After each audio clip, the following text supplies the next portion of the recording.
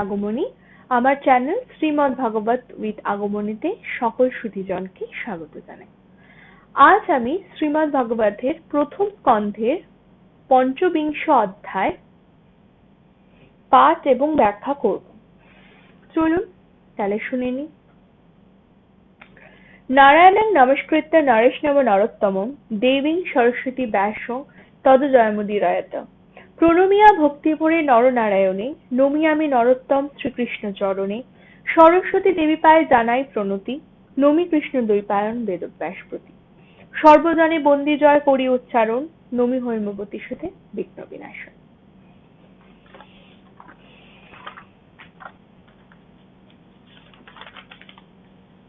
পঞ্চবিংশ অধ্যায় ঋষিগণের সহিত পরীক্ষিতের কথোপকথন ও সুখ সমাগম। সুত বলে, ঋষিগণ শুনো দিয়া মন, অতঃপর কি করেন পাণ্ডব রাজন। অমৃত সমান বাক্য অথচ গম্ভীর, পক্ষপাত শূন্য তাহা অতি সত্যধীর। এহেন বচন শুনি ঋষিদের মুখে, হরিপ্রেমে ভাসে রাজা আনন্দেতে সুখে। বিষ্ণু কথা শুনিবারে বারে অভিলাষ, প্রণমিয়া সবে রাজা করেন প্রকাশ। কি কব গুণের কথা মহাঋষিগণ, দেশান্তর হতে সব কর আগমন। সন্তোষ করিতে মোরে সবাকার আস, পুরাও সকলে মিলে মম অভিলাষ। কি আনন্দ আজি মোর হৃদয়ে উদয়, যেন সত্যালোক আসির সম্মুখে শোভয়। সত্যলোক সহচারী বেদ মূর্তিমান, বেদাঙ্গ মাখিয়া সবে মম সন্নিধান। আমার করিতে কৃপা তোমরা সকলে, আসন্ন মৃত্যুর কালে এলে দলে দলে। পরহিত ব্রত ধর্ম তব সবাকার, করহ আমার হিত করিয়া বিচার। সেই কথা মনে ভাবি জিজ্ঞাসি সবাই, উপযুক্ত যুক্তি দিয়া তারহ আমায়। একমাত্র এই প্রশ্ন আমার অন্তরে, কোন কার্য মুক্ত হই সংসার ভিতরে। মনেতে বিচারি সবে একমত করি, বলহ আমায় যাহে ভব সিন্ধু তরি। সংসার ত্যাগী যবে মুমূর্ষু হইব, তখনই বা কোন কার্যে করিতে পারিব। সংসার মুক্তির পথ দেখাও সকলে, সকলে হইয়া এক জ্ঞানের কৌশলে। এই মাত্র প্রশ্ন মোর, নাহি অন্য বাণী, ইহার উত্তরে লোভী তুষ্ট হবে প্রাণী। এই কথা প্রকাশিলে এতেন ভুবনে, ধর্মার্থ বুঝিবে সবে মনুষ্য জীবনে। অতএব দয়া করি যত ঋষিগণ, হেন কথা বল সবে করি স্থির মন। শুনিয়া রাজার প্রশ্ন মুনিগণ তবে, যথারুচি বলে তারে যে জন যা ভাবে।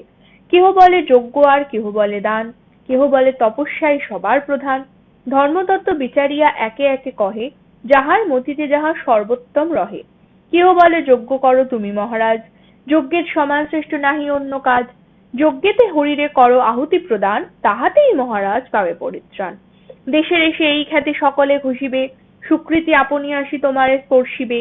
আর জন বলে শুনো পাণ্ডু বংশধর, যোগমার্গ সৃষ্টি হয় সবার উপর। যোগ বলে হরিপদ জানিয়া অন্তরে, আনন্দে রহিবে এই সংসার ভিতরে।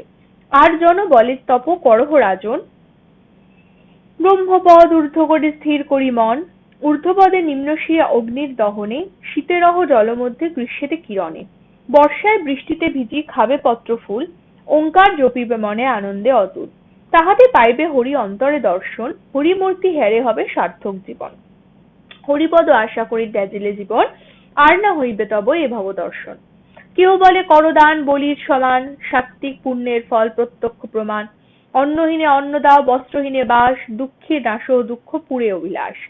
বিদ্যাহীনে বিদ্যা দাও গৃহহীনে স্থান, পাত্রের অবস্থা বুঝি করো ধন দান। দানেতে আপনি হরি তুষ্ট অতিশয়, দাতারে হৃদয়ে শত অধিষ্ঠিত রয়। তাই বলি দান করো পাণ্ডব রাজন, অবশ্য পাইবে সেই বিষ্ণুর চরণ। নানা মনে নানা রূপে করে মতবাদ, মতভেদে অবশেষে বাঁধিল বিবাদ। এতে বৃত্তান্ত যবে হইতে লাগিল, বাহিরের মহলে গোল হঠাৎ উঠিল। সভায় আসন ছাড়ি সকলে দাঁড়ায়, উপবিত হাতে করি হরি গুণ গায়। রাজা বলে, এ কি হলো কি প্রমাদ, কে বা সকলে হয় এত বিষাদ। সবে কহে শুনো রাজা করি নিবেদন, আসিছেন মহাযোগী ব্যাসের দন্তন। পৃথিবী ভ্রমণকালে আপন ইচ্ছায়, সহসা ব্যাসের পুত্র আসিল হেথায়। ক্রমেতে আসিয়া সুখ প্রবেশে সভায়, বালকেতে পরিবৃত কেহ হাসে গায়। ক্ষিপ্তভাবে পাছে তারে দেয় করতালি, কেহ বা না চিনি তারে দেয় গালাগালি। ভিতরে ব্রহ্মের তেজ গুপ্ত অনুক্ষণ, বাহিরে আকৃতি দেখে বুঝে কোনজন। বয়স ষোড়শ মাত্র সুন্দর আনন, অতীব উজ্জ্বল মূর্তি সুন্দর বরণ। দীর্ঘবাহু দীর্ঘপদ বিশাল উরস, গাত্র সুকোমল আর নয়ন সরস। কম্বুর সমান কণ্ঠ কব্বল সুন্দর, আবর্ত সদৃশ নাভি অতি মনোহর, উন্নত নাসিকা তার কর্ণ সুগঠন, অপরূপ ভ্রুযুগল অপূর্ব বদন, উলঙ্গ নাহিক বাস কান্তি মনোহর, সর্বতত্ত্ব চিহ্নযুক্ত শুদ্ধ কলেবর, পরিপুষ্ট স্কন্ধ তার বক্ষ সুবিশাল, উদরে সুচিহ্নিত যৌবন রোমজাল, শ্যামবর্ণ কলেবর অতি মনোলোভা, তাহাতে বিরাজ করে যৌবনের শোভা, মৃদু মৃদু হাস্য তার শোভিছে অধরে, কামিনীগণের মন যেন তাতে হরে। যদিও নিজের তেজ কিছু না প্রকাশে, তথাপি মুনীন্দ্রগণ চিনিল আভাসে। সকলে দাঁড়ায় তারে আদর করিল, রাজা পরীক্ষিত তাহে আত্মসমর্পিল। পাগল ভাবিয়া পাছে আছিল বালক, অজ্ঞান পুরুষ আর নারী নাবালক।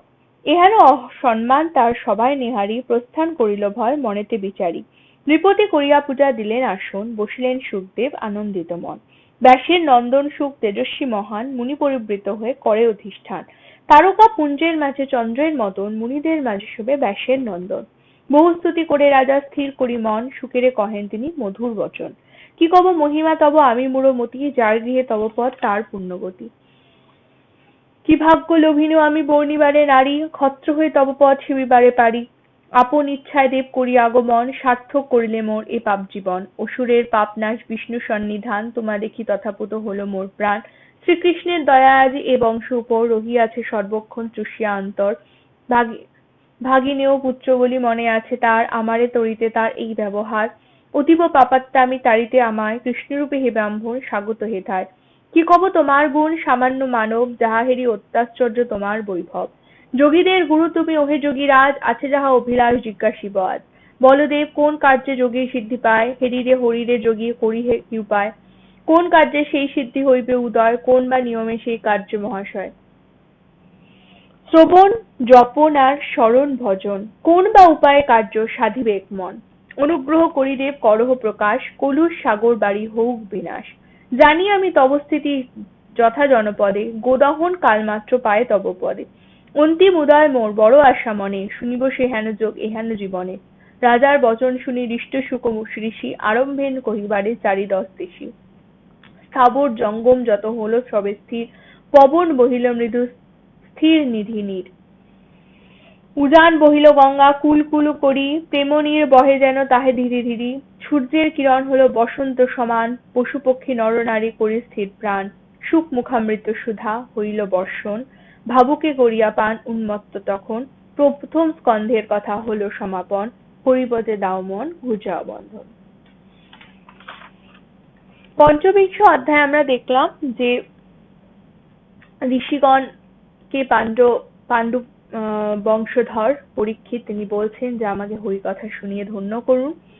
তখন ঋষিগণ তার মুখে তাদের বন্দনা শুনে আনন্দেতে ভেসে যাচ্ছেন এবং রাজা হরিপ্রেম হরিকথা তারা শোনাতে এসছেন এটা ভেবেই তার বড়ই আনন্দ হচ্ছে। তিনি সবার কাছে বলছেন যে আপনারা তো দেশ দেশান্তর থেকে এসছেন, আমি আপনাদের মুখে তো বেদের প্রকাশ ঘটে, আপনারা আমাকে দয়া করে এমন কিছু কথা শোনান হরির, যাতে আমার এই কয়েকটা দিন আমি হরিকথা শুনতে শুনতে প্রাণ ত্যাগ করতে পারি। এবং এই কথা যা আপনারা বলবেন সেই কথার মাধ্যমে পরবর্তীকালেও যেন জীবকুল উদ্ধার হয়, সেরকম কিছু কথা শোনান যে কিভাবে আমি হরির চরণ লাভ করতে পারি। তখন মুনিরা বিভিন্ন জন বিভিন্ন রকম বলছেন রাজা পরীক্ষিতকে। কেউ বলছেন যজ্ঞ করো, যজ্ঞের মাধ্যমেই তুমি হরির পদ লাভ করবে। কেউ বলছে তুমি যোগ মার্গের মাধ্যমে হরি পদ লাভ করবে সংসারের মধ্যে। কেউ বলছে তিনি তপ করো, কেউ বলছে ঊর্ধ্বপদ নিম্ন শির করে অগ্নি আহ্বানের মাধ্যমে তিনি ভগবানকে লাভ করতে পারেন। কেউ বলছে তপস্যা করো, কেউ বলছে অন্নহীনে অন্ন দাও, বস্ত্রহীনে বাস, কেউ বলছে বিদ্যাহীনে বিদ্যা দাও, গৃহহীনে স্থান। এরম করেই রাজা আপনি কিন্তু দানের মাধ্যমে কিন্তু আপনি আস্তে আস্তে ভগবানের কাছে পৌঁছতে পারবেন। তো এমন অবস্থা হলো যে সবাই মিলে বিভিন্ন বিভিন্ন মত বলতে লাগলো যে কোন উপায় গিয়ে তিনি হরিপদ লাভ করতে পারে। তার ফলে সব মুনিদের মধ্যে একটা গন্ডগোল বা বিবাদের সৃষ্টি হলো। এমন সময় হঠাৎ করে সবাই বাইরে দেখলো একটা ভীষণ কোলাহল। কি ব্যাপার না, স্বয়ং ব্যাসদেবের পুত্র সুখদেব সেখানে এসে উপস্থিত হয়েছেন সেই সভায়। সুখদেব ষোড়শ বর্ষীয় বালক আমরা জানি, যিনি তার শ্যাম বর্ণ, উজ্জ্বল সুন্দর সরস দুটো চোখ, উন্নত নাসা, দেখতে খুবই সুন্দর এবং ব্রহ্মতেজ ভেতরে ভেতরে কিন্তু তার সদাই জাগ্রত এবং উলঙ্গ বালক তিনি এসে উপস্থিত হয়েছে এবং পরীক্ষিত সবার মাধ্যমে জানতে পেরেছেন যে ব্যাসদেবের পুত্র শুকদেব তার সভায় উপস্থিত, যিনি কিনা এক গোদহন কাল মাত্র তিনি কোথাও বিরাজ করেন, সেই শুকদেব আজকে এই সভায় এসেছেন। তো রাজা পরীক্ষিত ছুটে গিয়ে তাকে বন্দনা করে যে, হে মুনিবর, আমি কত ধন্য, আমি কত পুণ্যবান যে আপনি আমার আজকে নিজে থেকে এখানে এই সভায় এসেছেন, যেখানে কিনা আপনি কিছুক্ষণ মাত্র থাকেন, পলক মাত্র যিনি গৌদাহন কাল মাত্র যিনি থাকেন বিভিন্ন জায়গায়, সেখানে আপনি নিজে আজকে এখানে এসেছেন। তো আপনাকে আমি কিভাবে বন্দনা করব, আপনি দয়া করে আসন গ্রহণ করুন।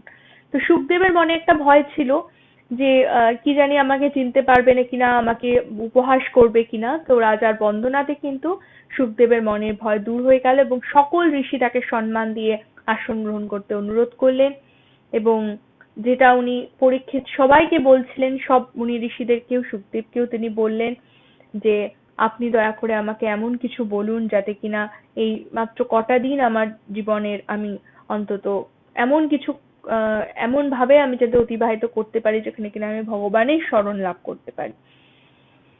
তো দেখা গেল যে তখন শুকদেব তিনি রাজার বচন শুনে ভীষণ সন্তুষ্ট হয়েছেন।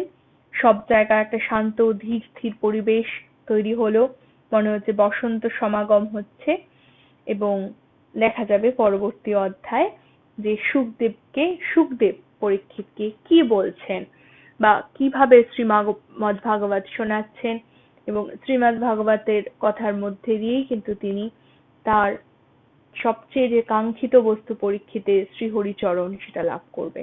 এইভাবে আমরা প্রথম স্কন্ধ, শ্রীমদ্ভাগবতের প্রথম স্কন্ধ আজকে শেষ করলাম। পরবর্তী দিন থেকে আমরা দ্বিতীয় স্কন্ধ শুরু করব। এরকম 12টা স্কন্ধ আছে সর্বমোট। আমরা সবে শুধুমাত্র প্রথম স্কন্ধর আজকে শেষ অধ্যায় পাঠ করলাম, কিন্তু এরপর আমরা দ্বিতীয় স্কন্ধ শুরু করব যেখানে শুকের বচন আছে। আপনাদের কেমন লাগছে পাঠ, কেমন লাগছে ব্যাখ্যা, কমেন্ট বক্সে জানাতে ভুলবেন না। আমার channel Srimad Bhagavat with Agamani subscribe করতে ভুলবেন না। আর সবার আগে ভিডিও পাওয়ার জন্য বেল আইকনটা প্রেস করবেন।